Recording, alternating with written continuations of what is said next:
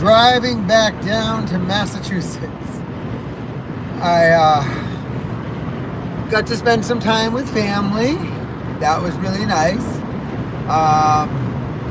Ended up going into the nursing home because we had to clear out her room. My grandmother, for those who don't know, my grandmother passed away Friday.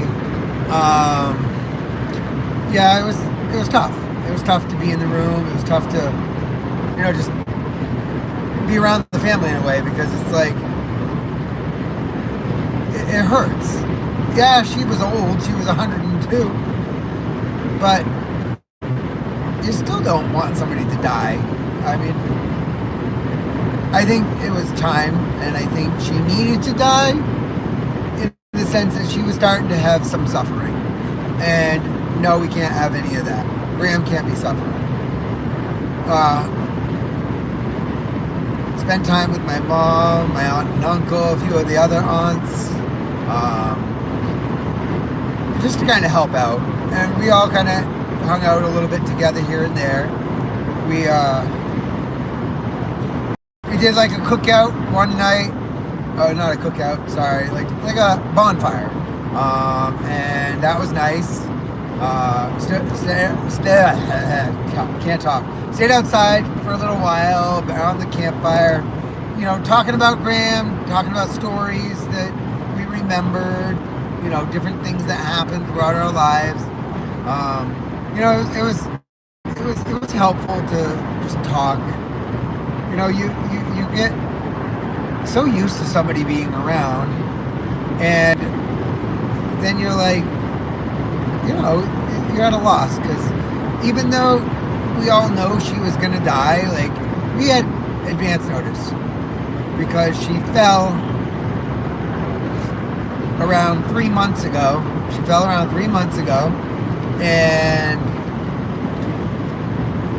from that point, after my grandmother fell, she just went downhill. And then the last few days, she ended up having edema in her face, hands, and feet, and she was severely dehydrated.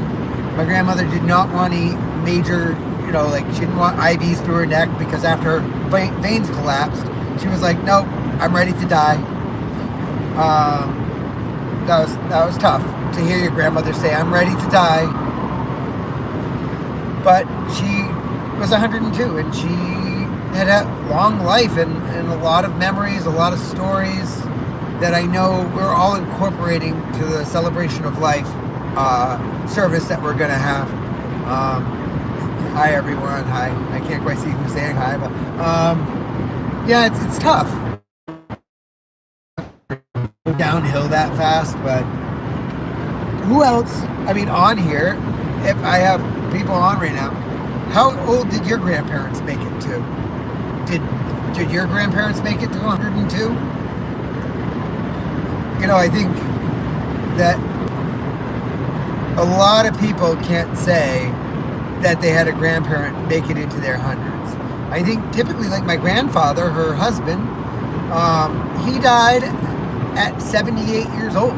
Like, that's kind of more common for guys, right? It is more common for men to live till they're like late 70s and women early 80s. My grandfather died 25 years ago. So, no, 26. I'm sorry. He died 26 years ago. And for somebody to live that much longer,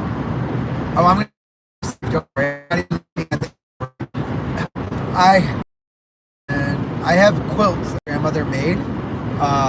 Throughout the years, I ended up with more quilts than a lot of the other family members. So I don't brag about it too much, because I think some of my cousins would be so pissed off. Like, they all got one. Grammy gave them one, but I inherited a bunch more due to like a handful of different factors. And I think that is sort of great on my part. I'm pretty happy that I ended up with like 8 or 9 of her quilts, and I actually ended up with an Afghan that she made. So I got to end up with a lot of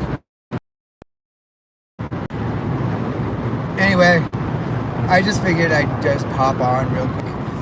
I didn't really have much to say per se, just to kind of reminisce about my grandmother and sort of all the emotions that I went through this weekend. You know, obviously,